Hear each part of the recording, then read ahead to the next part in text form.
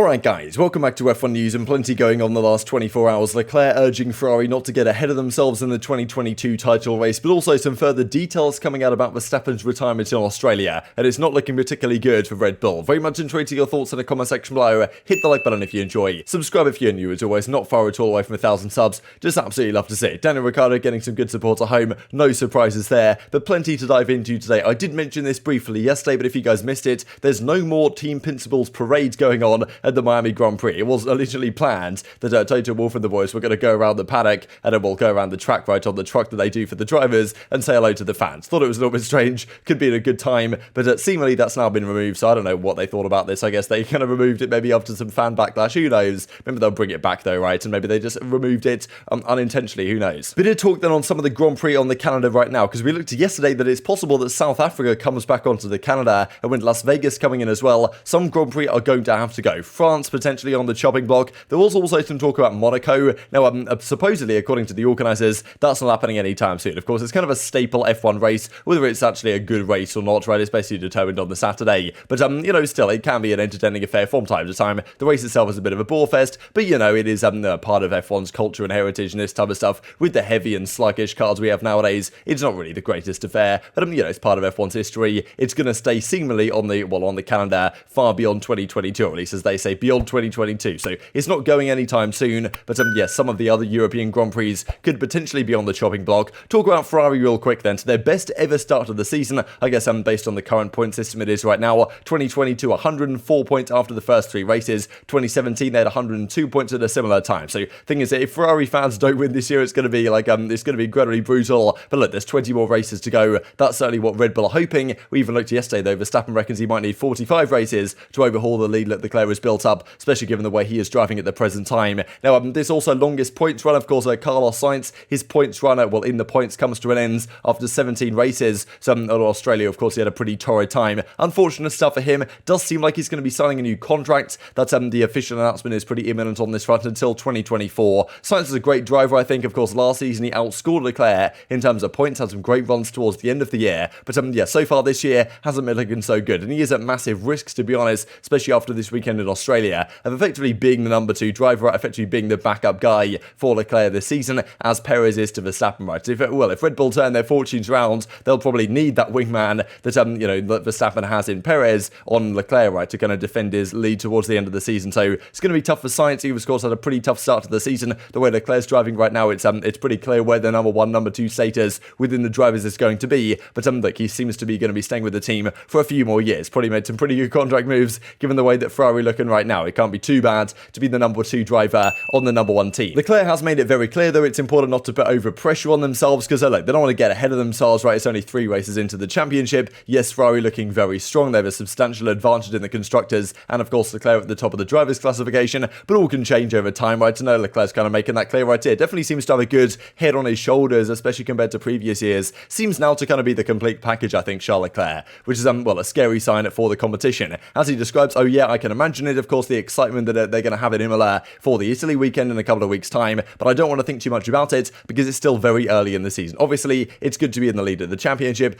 34 points is always good to take wherever you are in the calendar, but I don't want to focus too much on the championship for now. Italy will be incredible, but we need to approach this race weekend just like we approached the first 3 weekends. I think it's extremely important not to put ourselves over, extra pressure on ourselves, try not to overdo things, don't get ahead of ourselves, this type of stuff, working as a team extremely well. So if they can keep calm and carry on, then, they should be okay, and there's no doubt that'll happen, to be honest, given the way Ferrari have been polished so far this season. On the other side of things, though, is the Red Bull guys that are going to diagnose the issue that the RB18 had, and really it's been all across the board with Red Bull powertrains. Not just the Red Bulls finishing, or I guess out of the 2 cars they've had at the 3 races, that's 6 starts, only 3 of the cars have come home in those circumstances. Verstappen's had 2 DNFs so far. Also, you look at Alfa Tauri, right, the sister team with the same engine in there, and they've been having a torrid time with their powertrain. Tsunoda, I think, has already gone through 2 engines. Pretty sure Gasly had an issue at Bahrain as well. So there's been so many issues for Red Bull powertrain to try and deal with here. And of course, this past weekend, another one arises. The thing is really that after Bahrain, they said, and successfully indeed it seems, they fixed their issue with the fuel pump or whatever it was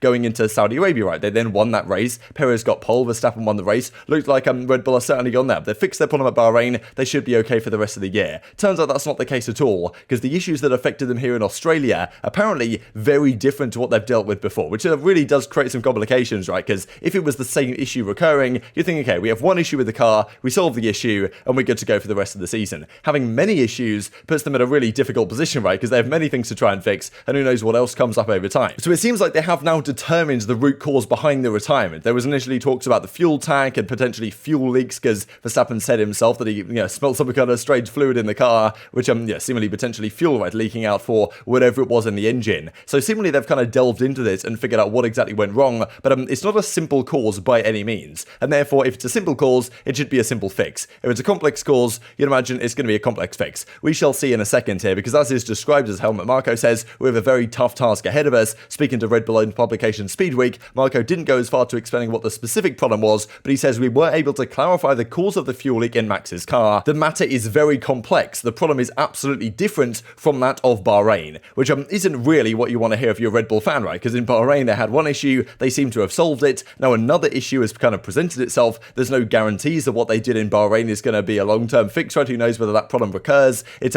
definitely a difficult position to be in. Christian Horner goes on to say a few words as well, saying that they could see the issue developing throughout the race, that they kind of felt like throughout the race it was going to happen, and there was talk about it as well, especially from Perez's engineer to him, like, look, that's not relevant for our race and not relevant for our car. What happened to Verstappen? So felt like they knew something was coming here, but figuring out what it was and kind of, imagining he might not get to the end of the race, obviously frustrating for him and the team, but as he describes, as Horner describes, it looks like a fuel system issue external to the tank, so it's gone into quarantine. The parts will return to Honda's headquarters, even though it's Red Bull powertrains, you know how it is, in Japan. We'll try and understand the problem as quickly as we can. So seemingly they've kind of understood what might be going on, but it's complex, and there's many layers to this, right? Because as Horner even goes on to say, the pre-race issue that they had with all these changes in Parc Ferme, they weren't even related to the problem he had in the race, which just shows that you do wonder really with this Red Bull car, like, it's obviously quick, and if they do fix the reliability, it should be okay, but that's far from a guarantee right now, and the other cars on the track, for example the Mercedes, is more sluggish, but at least it finishes the race, right, and they end up above Red Bull right now in the constructors. The Ferrari, of course, has been pretty reliable as well, outside of some issues for Sainz. So, well, as Horner goes on to say, the pre-race issue that struck the RB18 for Verstappen was actually not related to the one that affected him in the race itself. In the build-up to the race, Red Bull could be seen working with urgency on the front end of the RB18. We'll have a look at some of these things that got changed overnight as well, gearbox-related components, this type of stuff, and apparently the problem was fixed in time for the race, but still 38 laps in, the car conks out. Horner explaining that the issue before the race wasn't related to the one that forced Verstappen to park up the car on lap 38, 39, whatever it was, and he goes on to say this: it was that we filled the car with hydraulic fluid before the race. I don't think it's related to this particular issue. It's frustrating, obviously, to have a DNF with this issue. I think the other one would have been okay. And of course, AlphaTauri also suffered loads of issues. Across the two teams, we have seen a few issues. They've all been independent. None of them have been related, he made clear. So he might be trying to spin this in a more positive way, as in, the issues that AlphaTauri have faced aren't problems on our car. But it's also kind of a bad thing, right? Because if there's problems with AlphaTauri's engines or powertrains or whatever, like, they could at some point strike Red Bull's cars, even though right now the issues are independent. So it does create, I think, a serious complication, right? Because if there was like one issue that was affecting AlphaTauri and it was affecting Red Bull, then in theory you get on top of that issue, you sort the cars out, you should be okay. The way it is here, with AlphaTauri having their own issues and Red Bull having many issues as well, the Bahrain issue that they apparently fixed is not even related to this one, and the problems they had before the race that they managed to fix, not even related to what caused them to conk out in the race, is well, it's honestly a bit of a frustration for them, right? We need to understand those and address them quickly, because even on a day we weren't as quick as Ferrari, a guaranteed second place would have been good. There's obviously a huge percentage of the championship still left to run, but it doesn't paint them in a particularly good spot, because I think a lot of people expected, after they kind of sorted out the Bahrain issues, that maybe the reliability problems would kind of go away. In fact, it's been, if anything, the other way around, with more issues coming as time progresses. These were those Parc Ferme changes that were made before the race began, so auxiliary radiator, clutch actuator, all this type of stuff, gearbox related things, so they had some issues before the race that maybe they fixed, and then they had another issue during the race. So, that's the thing, right? If these problems continue, and even problems they don't yet understand or even realize they have are still lingering there, like, kind of under the surface,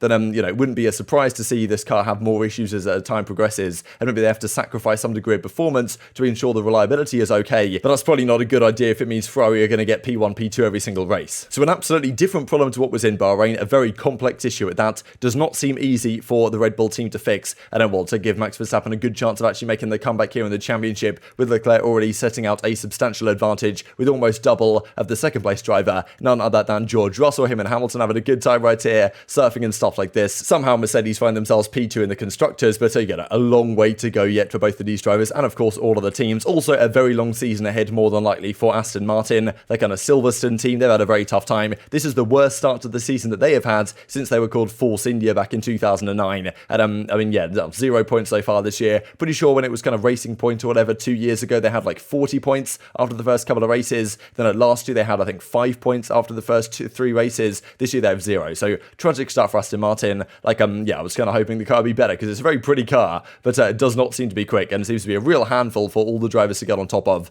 Vettel hasn't been having a good time with it either. Questions being raised about Vettel, right? What's next in his career? Does he retire at some point? Is it time for him to step away even mid-season, right? If the car doesn't get any better. Like, yeah, many issues for those guys to deal with over there. Wanted to mention real quick just before we close out there, because the tyre compounds have been confirmed for the upcoming races. So, well, C2, C3, C4 being used in Imola, and, kind of what you might expect, C2, C3, C4. The C1 is the hardest possible tyre. That's going to be used in Spain, and in Monaco, of course, using the softest compounds with the slower track. But, this I thought was pretty interesting, because we did look at this quite a while ago, that Australia, they went for quite an interesting setup with a C2, C3, and then a C5 tyre on the soft for, pretty much only good for qualifying, also for just a few laps. I mean, I think the only driver who had the soft on was Albon for his very final lap of the race. But a more traditional setup in terms of tyre compounds for the next 4 at the very least. But very much intrigued to your thoughts in the comment section below. Hit the like button if you enjoyed. Subscribe if you're new as always. Take care of yourselves, and I'll see you next time.